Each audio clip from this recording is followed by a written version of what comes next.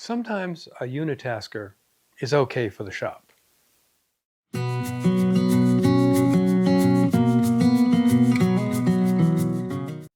Welcome back to the shop on the channel. More on the uni-tasker in a minute. First, I want to introduce you to this. This is my new table saw crosscut sled that I just made. This is my third one. The previous one to this was too heavy and too big. I never needed anything as big as it was or as heavy as it was. So I took it apart and I took some of the parts, put them on here. This is made of course, birch plywood. Onto making this. This is not a video on how to make one of these, because there are probably thousands of videos on YouTube on how to make a crosscut sled. But also, your crosscut sled is a fairly subjective tool. It is how you want it, how you want to use it. So this design may not work for a whole lot of other people. Anyhow, I just took a piece of birch ply. Unless you really need it, don't buy any of this stuff right now, because it's really expensive. So I got a bunch of birch ply and I made the parts. The fence is made from two pieces glued together like that. Now let's start with the rails. This is one of the things I wanted to talk about. Is I use the ultra high density, ultra high molecular weight polyethylene for my rails. And the reason being is you can tune these to your miter slots. How do you do that? Simply put, I drill and countersink all the holes in this first. I put them in the slots with coins under them, typically, and then double-sided tape on top. And the coins raise them up. Then you take the whole thing, you lay it down up against your fence, you push, push, push. I put a weight on it for a little while, come back, and then I screw in the screws. Well, when you use flathead screws in here, screwing it in tighter will expand the polyethylene a little bit around that screw. If you back it out, it'll narrow it. So what it allows you to do, I mean, these are very tight to the, not tight, these are very snug to the miter slots, but they can't have just a tiny bit of slop in them. So what you do is you screw these in just a touch, just a bit if it's loose, and this was a little bit loose. I screwed in and then tested it until I got a proper fit, like that. So now it's tight in the slots, it doesn't move either way, and it has just enough friction, so that's good. Now, I think you probably noticed I have burn marks on the bottom. When I mounted the T-slots, I'm going to show you in a second, the smallest screws I have were number 6s by 1/2 inch, I think. They still poked out a little bit, so I had to come in with my angle grinder and grind the points off. But what I added, these are the slots I added. Excuse me, the T-slots I added, so I can put jigs and clamps and whatever on it.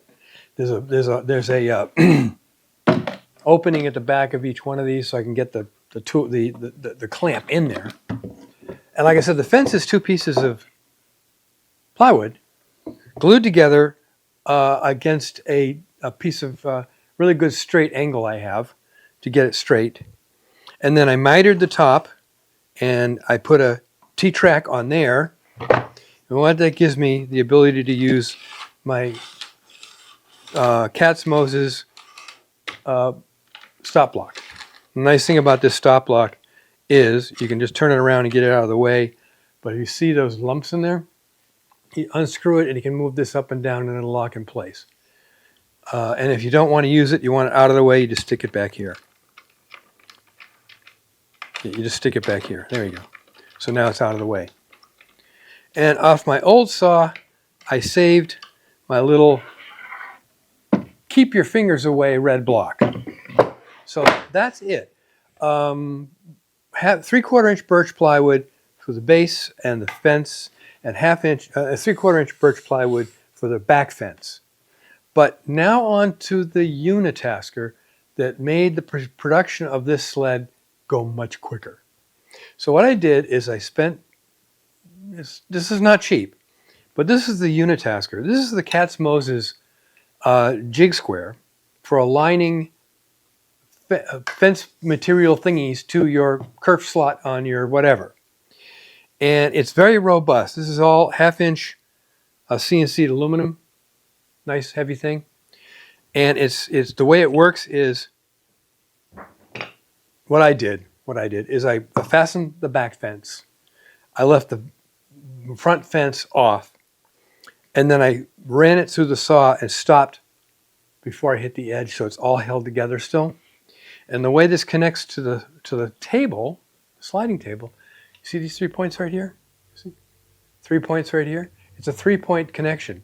These steel parts go into the slot, and when you crank down on this handle, this one pops out, and you get a good solid 3-point contact. How it works is you've made the cut. Yeah, it's a tool review. You make the cut. That's it. You're done at that point. You put this into your slot. Let's come down and take a closer look. Let's pretend for a moment that this fence is not connected to anything. It's just laying on top of the sled. So this is how I did it, by the way. First thing I'm going to do, this is loose, not tightened up. I'm going to bring the jig up to the fence, clamp it to the fence, nice and tight, clamps of your choice. All right, so that's all set. Now what I do is I move the fence to where I want it in relation to the sled itself back here. In this case, I wanted it flush. Then, this is all tight. I take this and tighten it down. And that's it.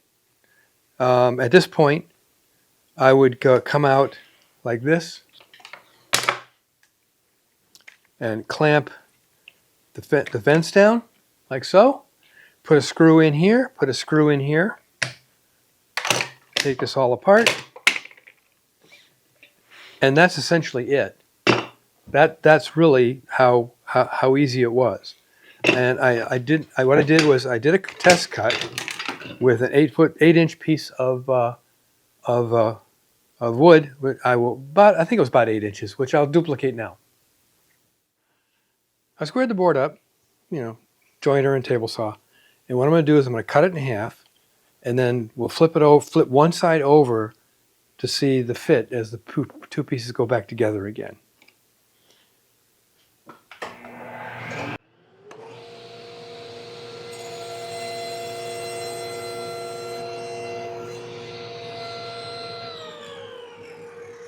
So there's the cut I made.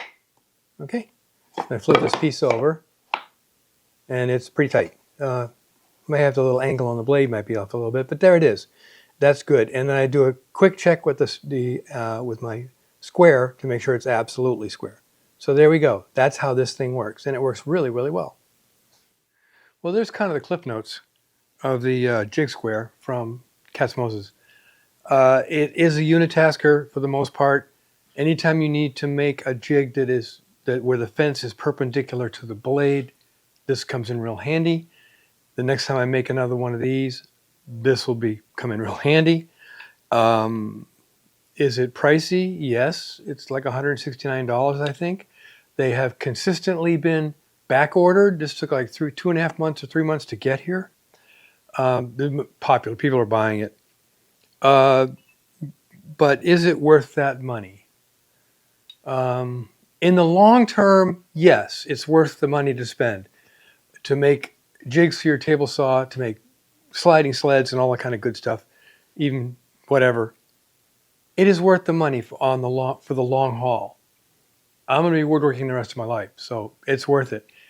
But for a one-time use, couple of times use, if you're only in the shop like every other 2 or 3 weeks, I don't see it as a real purchase to buy. I don't think it'd be worth it for that. For that, you use the 5-cut method. Spend an hour, 2 hours doing the 5-cut method to get your fence correct. If you want to do it quickly, you get something like this. So there we are. Katz-Moses Jig Square. And with that, make great things out of wood.